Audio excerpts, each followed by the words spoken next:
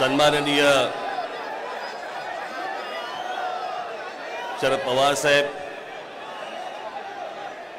सन्माननीय श्री उद्धव ठाकरे जी,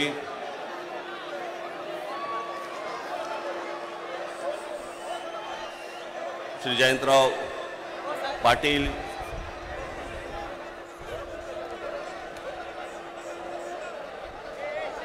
दुसरे पण जयंतराव पाटील, इथे दोन नावाचे दुबार बसलेले आहेत. इतर सर्व सन्माननीय आणि माझ्या सर्व जमलेल्या मतदार बांधवांनो, भगिनींनो आणि मातांनो,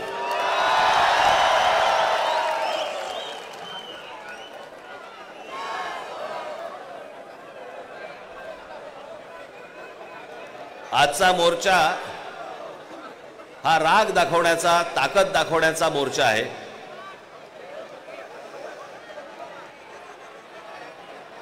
मतदारांना ए बाबा तो ड्रोन आहे ना, ड्रोन थोडं डोक्यावर आणि माझ्या वारा पडत होता.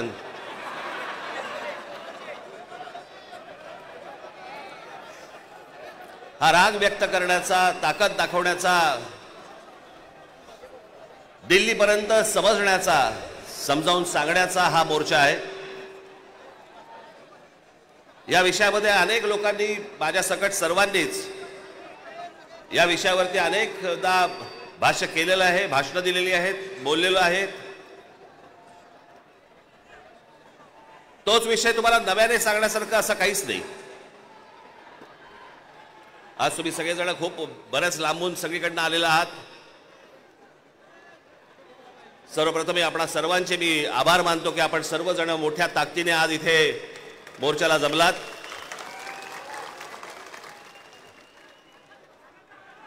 खरं तर छोटे विषय आहेत, काही फार मोठा विषय नाही हा.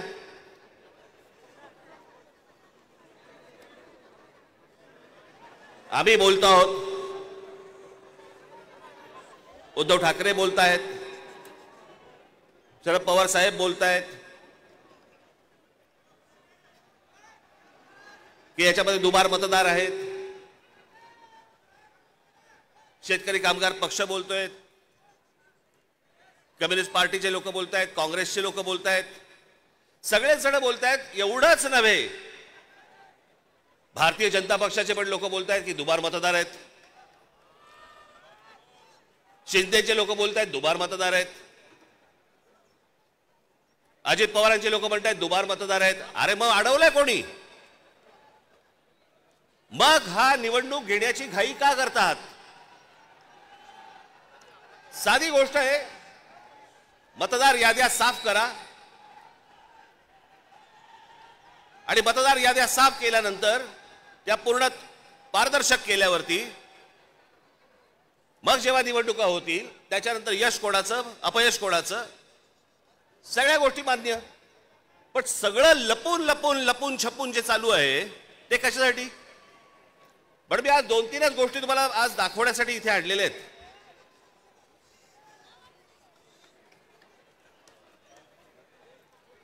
खरं तर हे 4,500 मतदार आहेत. 4,500. 4,500 मतदार हे कल्याण ग्रामीण, डोंबिवली, मुरबाड आणि भिवंडी मधले मतदार आहेत. या इकडच्या मतदारांनी इथल्या मुंबईच्या मलबार हिल मतदारसंघामध्ये देखील मतदान केलेलं आहे. 4,500 मतदार हे या ठिकाणी राहणारे, यांनी मलबार हिल मतदारसंघामध्ये मतदान केलेलं आहे. त्यातल्या अगदी नावाला म्हणून मी तुमच्यासाठी हे एवढे मतदार आहेत, हे एवढ्या लोकांनी हे तिथे राहत आहेत, तिथेही मतदान केलं आणि मलबार हिल मध्ये देखील मतदान केलं.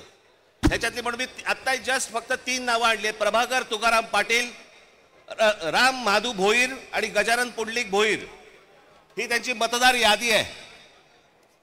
या मतदार यादीमध्ये त्यांनी त्या मतदारसंघांमध्ये देखील मतदान केलेलं आहे आणि मलबार हिल मतदारसंघामध्ये देखील मतदान केलेलं आहे. असे लाखो लोक आहेत महाराष्ट्रभर की जे या मतदानासाठी म्हणून वापरले गेले.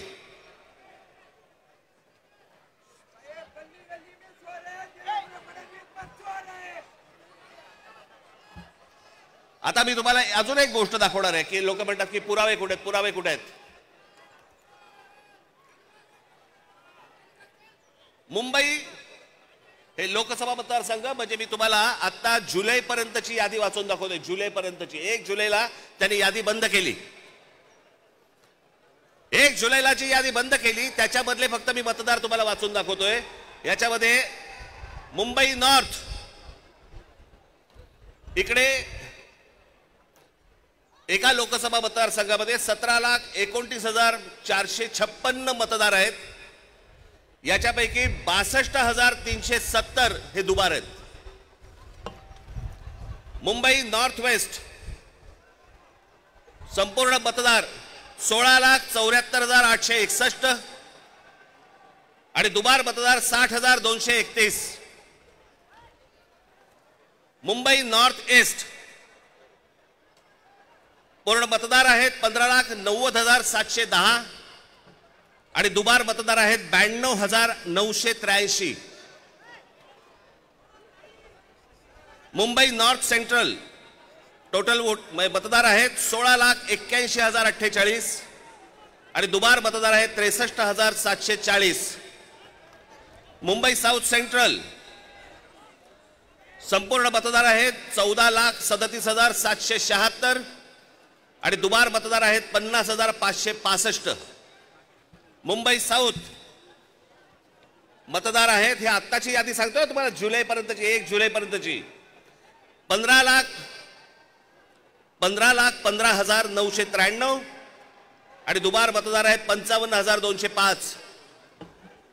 नाशिक लोकसभा मतदार आहेत 19,34,349 आणि दुबार मतदार आहेत 99,673. मावळ लोकसभा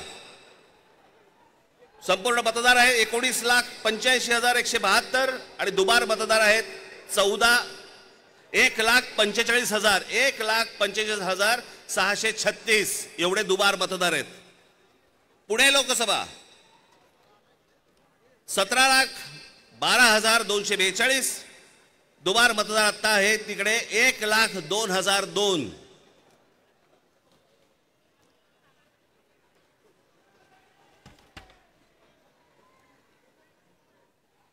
हे ठाणे लोकसभा. ठाणे लोकसभा इथे दुबार मतदार आहेत 2,09,981.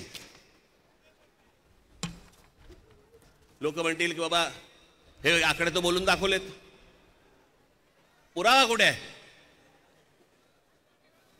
मी आज तुमच्यासाठी पुरावा देखील आणलाय ह्या सगळ्या दुबार मतदारांचा. काढते कापड. हे सगळे दुबार मतदार आहेत.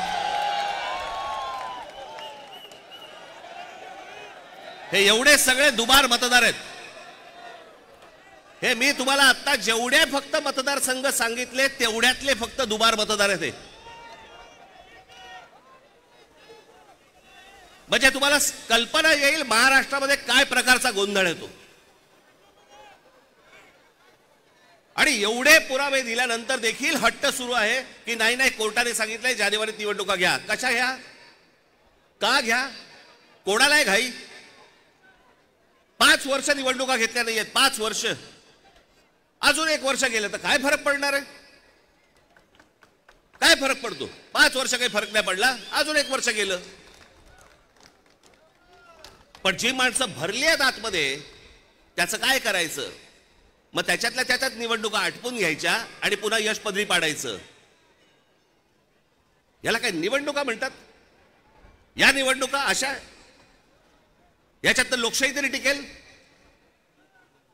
एका आमदाराचा भाऊ सांगतो की मी 20,000 मतं बाहेरून आतमध्ये आणली. आमदाराचा म्हणजे ह्याची हिंमत बघा, सत्तेचा माज बघा की एक आमदाराचा भाऊ सांगतो की आमदार असतो पैठणचा, त्यांचा बुमरेचा भाऊ ना. हो पण त्याचा बुमरेचा भाऊ ना तो मुलगा हल्ली कळतच नाही माहिती. या मतदार याद्या तपासताना ह्याच्यातला कोण त्या दिवशी सांगितलं नाही का मी? मुलीचं वय 114, वडिलांचं वय 43. त्या दिवशी काय मला बोलायचं ते मी बोललो. काहीही चालू आहे. त्या नवी मुंबईमध्ये नवी मुंबईचे आयुक्तांच्या बंगल्यावरती मतदार नोंदवले गेलेत. कोणीतरी सुलभ शौचालयामध्ये नोंदवला गेला. कुठेही बसलेला दिसला की काही नोंदवायचा का? ही अत्यंत लाजिरवाणी गोष्ट मला असं वाटतं ही देशभर सुरू आहे, प्रत्येक ठिकाणी सुरू आहे, प्रत्येक मतदारापर्यंत समजलंय. परवा दिवशी तर मी त्या मशीन्स, वोटिंग मशीन बद्दल बोललो. मी त्याचं डेमॉन्स्ट्रेशन दिलं. मी हे गेले 2017 पासून ओरडून सांगतोय की ह्याच्यामध्ये गडबड आहे, ह्याच्यामध्ये गोंधळ आहे.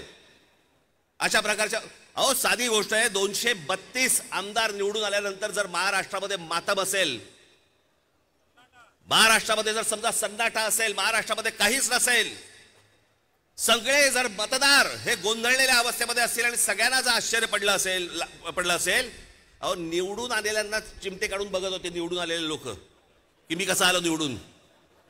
पण निवडून आलेल्याची सोय अगोदरच झाली होती, त्याच्यामुळे त्याला माहिती नव्हतं की मी निवडून येणार. हे सगळे कारस्थानं, या सगळ्या गोष्टी, ह्या सगळ्या निवडणूक आयोगाच्या मार्फत सगळ्या सुरू आहेत. कशा निवडणुका लढवायच्या मला जरा सांगा. भाई, जो मतदार उन्हातारामध्ये रांगेमध्ये उभा राहतो त्याच्या मतांचा अपमान नाही का? म्हणजे मतदारांनी मतदान नोंदवायचं, कुठेही करायचं, पण मॅच अगोदरच फिक्स आहे, त्याच्या मताला काय किंमत आहे? आणि म्हणून मला आपल्याला सांगायचं आहे की आता जी काही कायदेशीर कारवाई प्रोसेसची सुरू आहे, मला असं वाटतं उद्धव ठाकरे आपल्याशी या संदर्भामध्ये बोलतीलच, सांगतीलच आपल्याला. ते सगळ्या गोष्टी सुरू असतील. पण एक गोष्ट आपल्याला सांगतो, जेव्हा कधी निवडणुका होतील, जाता आता फक्त आपल्याला एकच सांगेन, जेव्हा कधी निवडणुका होतील, एक तर पहिल्यांदा तुम्ही घराघरामध्ये जा, सर्वजण याद्यांवरती सगळ्यात जोरात काम करा. चेहरे कळले पाहिजेत, एकेका यादीवरचे सगळ्यांना चेहरे कळले पाहिजेत. ती माणसं तिकडे मतदार नोंदणीची म्हणजे आपल्या मतदाराच्या ठिकाणी बसले पाहिजेत. आणि त्यानंतर जर समजा तिकडे हे दुबार तिबार वाले जर आले, तिथेच फोडून काढायचे.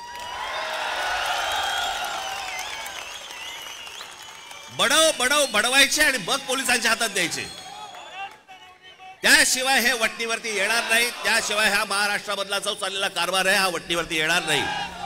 आज आपण सगळेजण इतक्या मोठ्या संख्येने इकडे सगळेजण आलात, मी आपल्या सर्वांचे मी आभार मानतो आणि आपली सर्वांची रजा घेतो. धन्यवाद. जय हिंद, जय महाराष्ट्र.